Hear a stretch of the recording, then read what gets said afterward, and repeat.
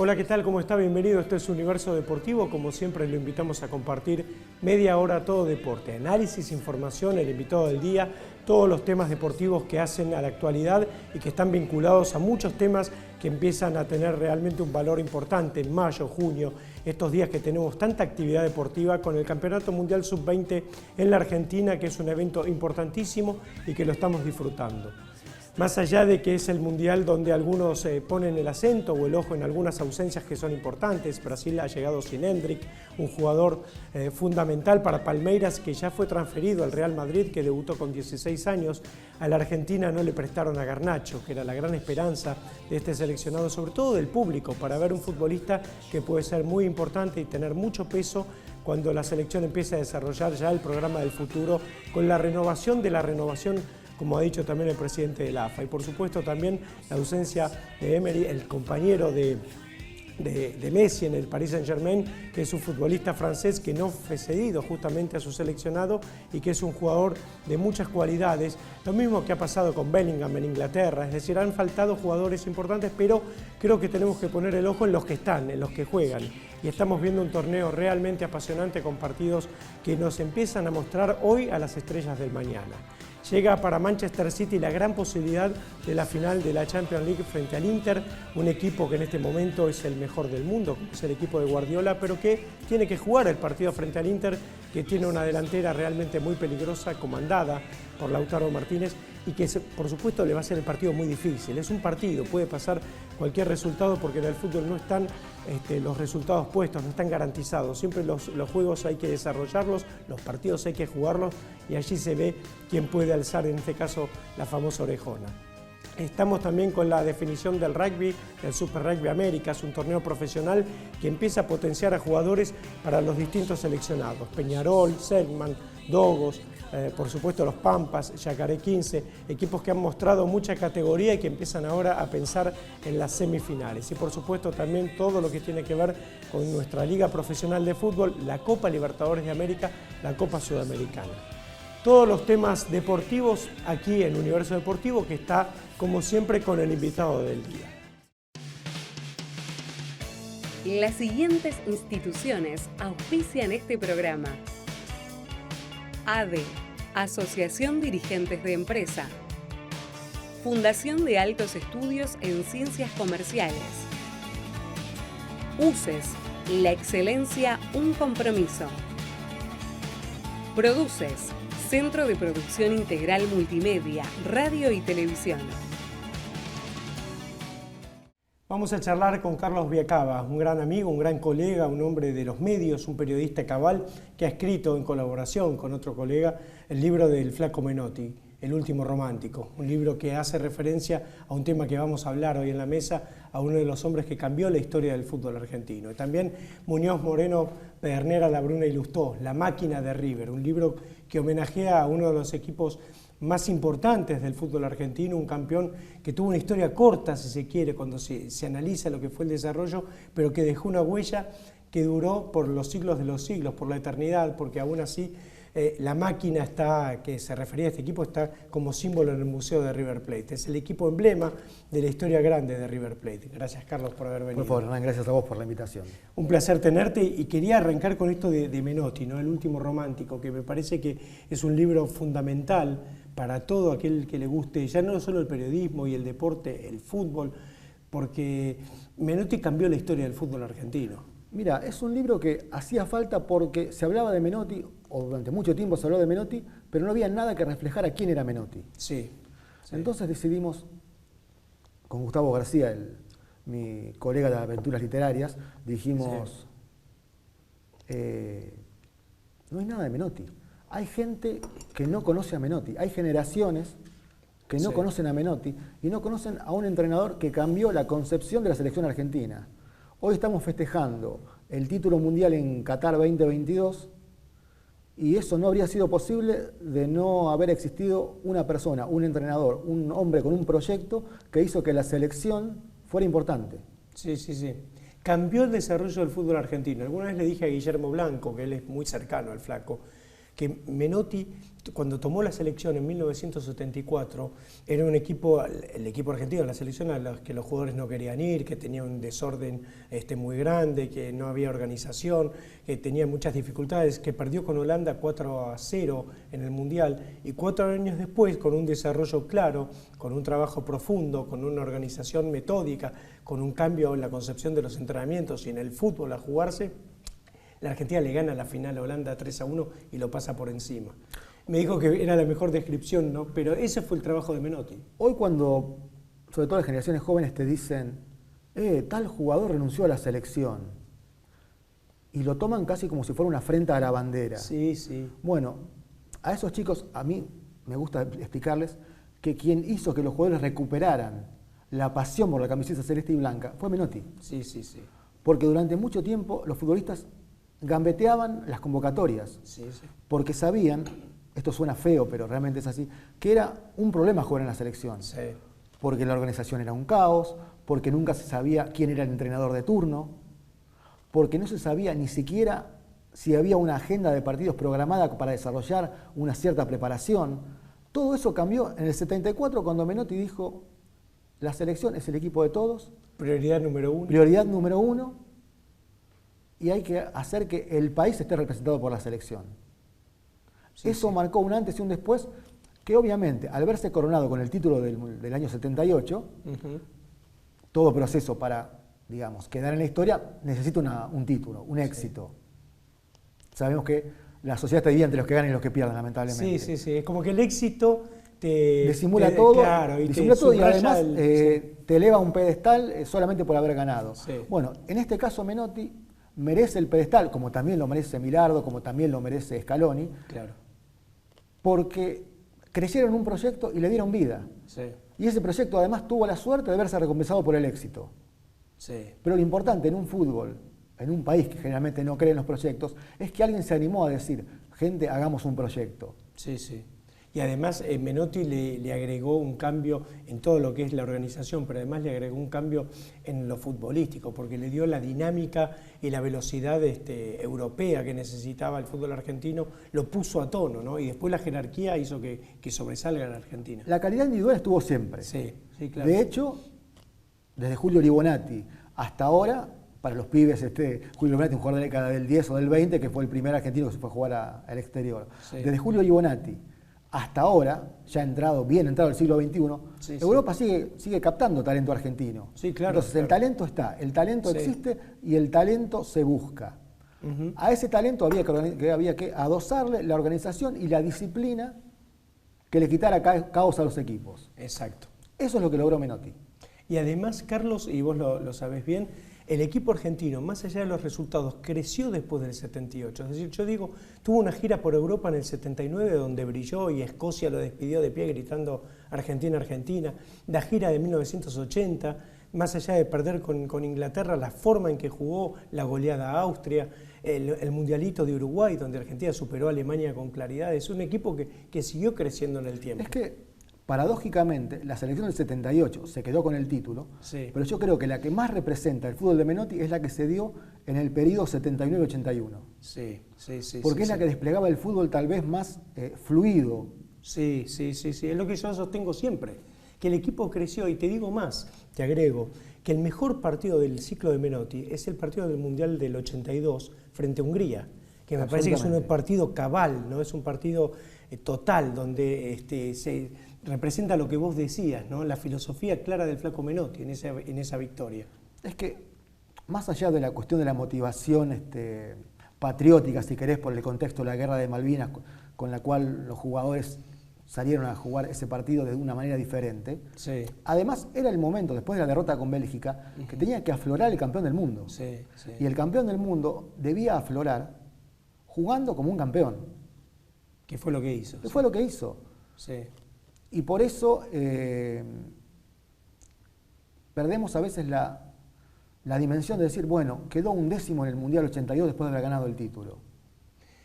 Pero sí, sí. no Hay es que una mirar los cuestión de cómo partidos, quedó, claro. sino esa cuestión de ver cómo jugó. Exacto, Obviamente, exacto. seguramente cómo jugó la primera ronda. La segunda fase, el equipo... Pero el partido con Brasil, el segundo tiempo es muy Sí, bueno, el de sí. Argentina. El problema es que lo llevó la desesperación por verse fuera del Mundial, lo llevó a cometer errores que le facilitaron el triunfo a un Brasil magnífico. Sí, el mejor, magnífico. Uno de los mejores de la historia. Absolutamente. Sí, sí. Eso lamentablemente le dio un final tal vez oscuro para el brillo que había tenido ese equipo y con el que merecía ser recordado. Totalmente de acuerdo. Sí. Es verdad lo que decís. La desesperación, ir perdiendo 1-0, hizo que en el segundo tiempo cometiera errores, se desprotegiera demasiado atrás. Pero cuando yo lo he visto varias veces, ¿no? Porque una vez un primo me decía, mirá que el segundo tiempo Argentina jugó en forma brillante. Absolutamente. Hubo un penal a Maradona no sancionó, ese que Diego después se levanta con un retroceso, con un salto hacia atrás. Las situaciones que generó, lo que creó. Le faltó un poco de suerte y también lo que vos decías, estos de los nervios y la ansiedad por revertir un resultado que te estaba dejando afuera del Mundial. También es verdad que lamentablemente, a ver, esto es un punto a favor y un punto en contra de Menotti, que Menotti siempre fue jugadorista. Sí. Menotti creía en sus hombres y los respaldaba a muerte. Sí. Y a veces siempre se aplaude a quien dice hay que morir con las botas puestas. Hay que morir con las botas puestas si no las tenés llenos de agujeros y te mojas los pies. Claro. Menotti confió demasiado en que el paso del tiempo no había hecho mella en alguno de sus jugadores. Y eso hizo que la selección, más allá de la calidad individual, que era innegable, porque creo que el plantel del Mundial 74 y el plantel del 82 creo que representaron el mayor grado de calidad individual de un plantel argentino en una Copa del Mundo, físicamente todavía ese equipo había dejado de dar las señales que dio hasta un año antes. Sí, es verdad. Y eso conspiró un poco, porque Argentina no había perdido calidad, desarrollo de equipo. Lo venció el paso del tiempo. Me dijo una vez Pizzarotti, yo tenía mucha confianza con él cuando cubría River Plate, que me dijo, nosotros no éramos los mismos en el 82. Como que hubo cierta, no sé si relajación, pero bueno, cierta confianza. El lugar donde concentró, digamos, él me dio a entender, el profe Pizzarotti, que la disciplina rígida que habían tenido en la concentración de José Cepaz en el 78 quizás no fue la misma en el 82, y eso, dijo, ya no éramos los mismos, ¿no? Para el libro entrevistamos a Ricky Macaya Márquez y me dio una definición muy parecida. Me dijo, eran los mismos hombres, no eran los mismos jugadores. Claro. Kempes ya había la figura excluyente del Mundial 78, físicamente no era el mismo. Sí. Sus arranques plenos de potencia, habilidad, que parecía que arriaba a todo rival que intentara detenerlo, ya no se veía o se veía muy esporádicamente.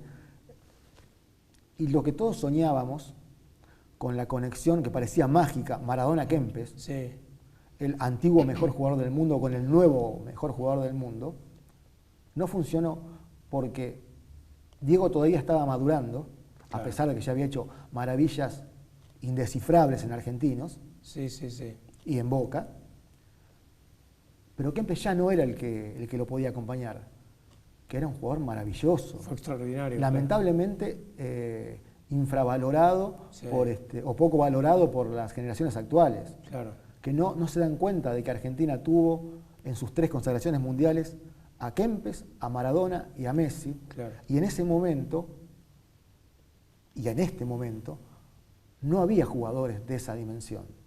Totalmente. Carlos, me piden una pausa y seguimos la charla con Carlos Viacaba aquí en Universo Deportivo.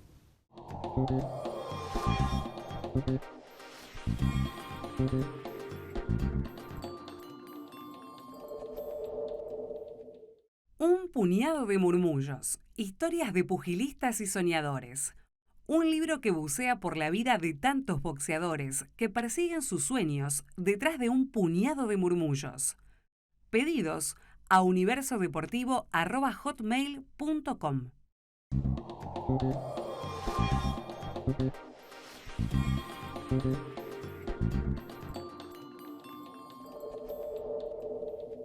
Seguimos la charla con Carlos Viacaba. Pensaba también en el otro libro, ¿no? Que hace referencia a la máquina, a la delantera de River, a todo el equipo, pero lo que quedó en la memoria quizás haya sido los 5 hombres de ataque. Muñoz, Moreno, Bernera, Labruna y Lustó, que fueron grandísimos jugadores y que vos, junto a García, hacen de alguna manera un raconto de un equipo que dejó una huella eterna en el fútbol argentino. Mira, así como dijimos que no había un libro de Menotti, tampoco había un libro de La Máquina. Sí. Entonces dijimos, a ver, todos nosotros, nuestra generación, los que tenemos cerca de los 50, escuchábamos a nuestros padres y abuelos hablar de La Máquina. Entonces, vamos a ver, ¿qué es La Máquina? Y descubrimos que La Máquina era simplemente un adelanto de lo que es, por ejemplo, hoy el fútbol de Guardiola. Sí, sí. Que es el fútbol de jugadores que asumen posiciones, o mejor dicho, funciones más integrales, porque, para situarnos en un contexto histórico, La Máquina surgió en un momento en que todavía el fútbol argentino era de una característica muy estática, de marcas muy personalizadas, de el back derecho marca este, el back izquierdo marca aquel, sí. que el centro Medio fijo, ¿no? muy fijo. Sí. Entonces, ¿qué pasa? Renato Cesarini, técnico de ese equipo, influenciado por Carlos Peuchele, una gloria del fútbol, sí. Primero amateur y después profesional, y sin duda uno de los responsables de lo que es River actualmente. Todavía hoy, bueno, vamos a hacerla muy simple. Peuchele creó las inferiores de River. Claro. Las creó, estoy diciendo que les dio la forma de semillero del cual River después se fue nutriendo durante toda su existencia. Sí. Hasta el día de hoy. Hasta el día de hoy. Ellos advirtieron que River jugaba igual que todos los equipos, que podía ganar, porque de hecho había ganado. Sí. Pero hacía falta algo diferente. O sea, evidentemente había una concepción superadora del fútbol. Sí. La Máquina fue eso, una concepción superadora del fútbol. Una especie de revolución que organizaba la creatividad. Sí. A veces suena tal vez contradictorio decir, ¿cómo organizaba la creatividad? Muy simple. La calidad individual está. Los recursos técnicos los jugadores los tienen. Todos nuestros rivales conocen los recursos técnicos. Sí. Pero ¿qué pasa si empezamos a cambiar algunas cosas? ¿Qué pasa si Adolfo Pedernera, primero eximio puntero derecho o izquierdo, porque era un jugador al que no le costaba desbordar por cualquiera de los dos costados, empieza a jugar de 9 o de centrodelantero, porque en esa época los jugadores no tenían números en las camisetas, sí. Va por el centro del ataque pero se retrasa.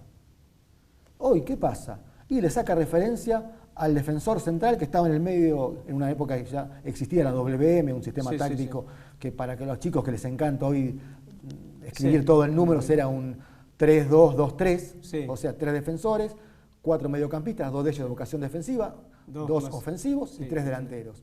¿Qué pasa si ese delantero central lo retrasamos y le quitamos referencias al marcador central? Al back central, claro.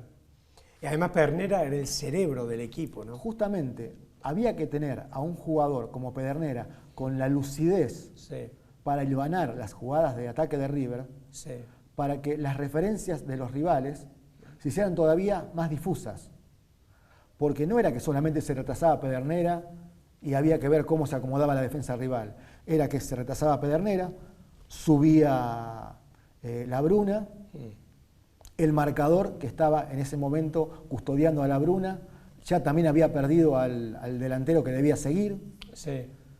El defensor que seguía a Pedernera se había adelantado y por ese espacio entraba la Bruna con el pique corto que según las crónicas de la época lo caracterizaba, pelotazo de Pedernera, corrida de la Bruna, gol.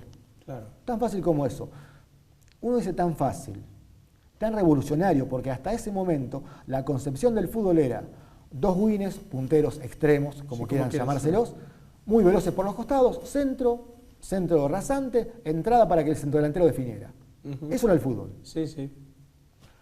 Con mayor o menor brillo en función de las capacidades individuales de los jugadores, pero era eso. La Máquina lo que hizo fue cambiar ese paradigma diciendo, bueno, el 9 además de hacer goles, el 9 decimos por costumbre, el centrodelantero, además de marcar goles, porque Pedernera además lo marcaba, no es que solamente hacía jugadas para que todos los demás anotaran, él también hacía goles, y muchos, empieza a comandar los ataques desde atrás. El 8 y el 10, en aquel momento, insiders, entre alas, además podían alternar posiciones y llegar ellos a posiciones de gol. ¿Con eso qué hacemos? Le creamos un problema inaudito a las defensas. ¿Cómo marcamos a gente que está en constante movimiento? Y en constante movimiento es un poco una forma de contradecir aquello de que los jugadores se comían 3 platos de ravioles, ahí en la jugadores no se movían. Los jugadores se movieron siempre en sí. función de los métodos de entrenamiento de cada época. Claro, claro. Bueno, en el momento de esplendor de la máquina, que fue un periodo lamentablemente breve, acotado de solo 5 años, pero 5 años significativos en la historia del fútbol argentino, esos jugadores se movían de una manera que las defensas contrarias no estaban habituadas. No tenían herramientas para contrarrestar esa forma de entender el fútbol de River. Sí. Le dio 3 títulos. Con lo que decíamos antes. Si un título es la consagración de un estilo de juego, la máquina los tuvo. Y de hecho, en esos 5 años, el peor rendimiento que tuvo fue un 3er puesto. Claro. Además produjo esto, Carlos, que al pasar lo dijiste, que también cambió la forma de jugar, ¿no? Que después fue copiado por otros equipos, que su modelo fue imitado y que después fue, de alguna manera, perfeccionándose. Absolutamente. El fútbol, digamos, que tiene una escuela o que tiene una base o que tiene una idea, una línea de juego, siempre se va modificando de alguna manera. Empezó con Stefan Kovacs, después siguió con Rinus Michels, después siguió, es decir, con Cruyff y con Guardiola como entrenadores, la idea de juego a la holandesa, si se quiere. Por ejemplo, todo el mundo aplaudió a Guardiola, obviamente, como no aplaudirlo en el momento de esplendor del Barcelona, cuando, por ejemplo, hizo algo absolutamente revolucionario que era Messi falso 9. Sí, sí. El falso 9 existía desde 1916. Claro, claro. Bueno, Pedernera lo fue, Pedernera el Nano Arián lo fue en San Lorenzo. El Nano Arián lo fue, René Pontoni lo fue en San Lorenzo. Hay muchísimos. Jaime Sarlanga lo fue en Ferro y en Boca. Boca, tal cual, tal cual. O sea, existía. Lo que pasa es que no se tenía la concepción de esa posición. Sí.